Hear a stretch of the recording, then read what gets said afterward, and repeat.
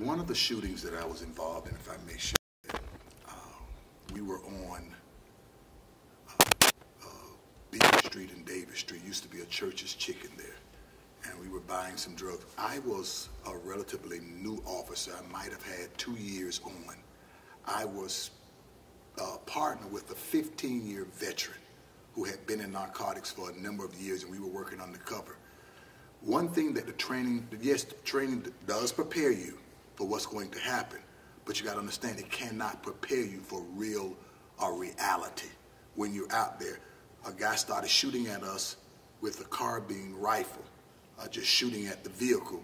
The 15-year veteran lost it. He panicked. How do training at the academy, they don't shoot real bullets at you. You're not in a scenario where they cannot have a situation that's real. They can only have a scenario that you know, even in your training, it's not real. But when you're there and you know I can really die, it's different in your mind. You react differently. And he froze up. You know, of course, I was able to get out of the vehicle, and then, of course, we wound up shooting the guy. But he froze up. That's what no training can prepare you for, and that's reality, and that's what people don't understand. Yeah, we get adequate training, but reality is a different story. You shared earlier about one experience where there's a revolver at your head. Yeah, I was my first night in narcotics. Young man asked me what I wanted. We pulled up. I'm with another veteran officer. This is my first night in narcotics. I've never done this before. And the guy tells me, "What do you want?" I told him I want to, you know, at the time I said I want some bass. I was referring to crack. He says, "Get out of the vehicle." So I get out of the vehicle. He walks me in an alleyway and said, "You're not the police or nothing." I said, "Oh no, I just want some bass."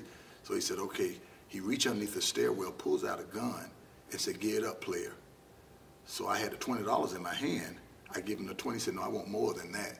I said, "That's all I have." He then feels on my body and feels the vest. He said, "Oh, you're the police. I got to kill you." So he cocks the gun back and he puts it to my head. Now, in training, we've been taught that before someone pulls the trigger, you can grab the cylinder and stop it. But in training, I always missed it. And so I'm saying, "Oh Lord, this is real here." Now, keep in mind, when you in the academy, you have blanks. You have an empty revolver. So the intensity of it isn't as real. Okay, so what if I miss it? So what if the instructor say, you should have grabbed it faster? That's different. Now it's life and death, and you're shaking, and everything happened in a split second. I reached for it. Sure enough, I missed, and the gun went off. I was able to push it aside just a little bit and miss my head. We wrestling with it, and you know, but that's a case of, here I am as an officer. My training kicked in, but it did not help me with my nerves. And I think people don't realize that, you know, officers are human, and we're dealing with real life situations, and training don't really help that. In your 9 shootings, how many have died? The one. What was that like? The aftermath of shooting someone, there's always, what could I have done? And you play the scenario over and over again, and I live with that because this was in my old neighborhood that I grew up in, and I knew the young man, I knew his family. So you know, I'm there, and I'm saying, what could I have done different? And as I play it over, the only thing that helped me through the process is no matter how many times I played it over, how many different ways I said I could have done it, there was nothing I could do. You know, he pulled a gun on me. You know, it was a shooting. I shot first, and that was it. There's nothing else I could have done. If I'm hearing you correctly, there's an emotional burden. Yes, that's an emotional burden. And for me, it's a big emotional burden because I am a believer. I'm a man of God. At the time, I was just going into ministry.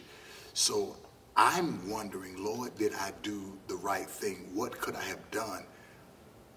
I say fortunately, but it's also unfortunately, the Lord allowed me to see that, yes, you did the right thing, because had I hesitated, I would have been dead. And I'll give you another example.